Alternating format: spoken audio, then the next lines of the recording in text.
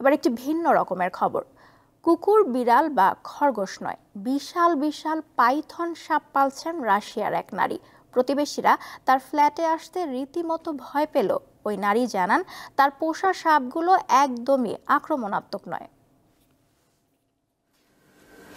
একটি দুটি নয়, ছোট্ট ফ্ল্যাটে ৩০টি সাপ নিয়ে বসবাস করেন এই নারী। কুকুর বিড়ালের মতোই এই সাপগুলো তার পোষা। ৮ বছর আগে একটি সাপ উপহার পান রাশিয়ার দক্ষিণ অঞ্চলের তুমেনের বাসিন্দা ভ্যালেন্টিনা কোরল। তখন থেকেই অদ্ভুতভাবে সাপের প্রতি তার ভালোবাসা তৈরি হয়। সাপ খুবই সুন্দর ও অনন্য একটি প্রাণী। প্রকৃতির ভারসাম্য রক্ষায় এই প্রাণীটির ভূমিকা গুরুত্বপূর্ণ। আমাদের একটি ভুল ধারণা আছে যে সাপ হিংস্র, আসলে তা নয়। জীবনের ঝুঁকি দেখলে কেবল তারা আক্রমণ করে। সময়ের সাথে সাথে সাপ নিয়ে পড়াশোনা শুরু করেন ভ্যালেন্টিনা।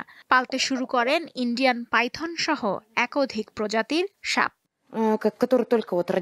সাপগুলোর স্বাস্থ্য ঠিক রাখতে তাদের মাংস, বড় ইঁদুর ও গিনিপিগ খাওয়ান তিনি।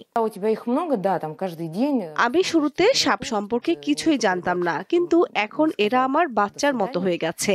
আমি এখন এই প্রজাতি সংরক্ষণে কাজ করতে চাই। তার সবচেয়ে বড় সাপটির ওজন ৩০ কেজি। ভ্যালেন্টিনা এর নাম দিয়েছেন মালিশকা। লুৎফা ফৌজিয়া, দীপ্ত, বার্তাকক্ষ।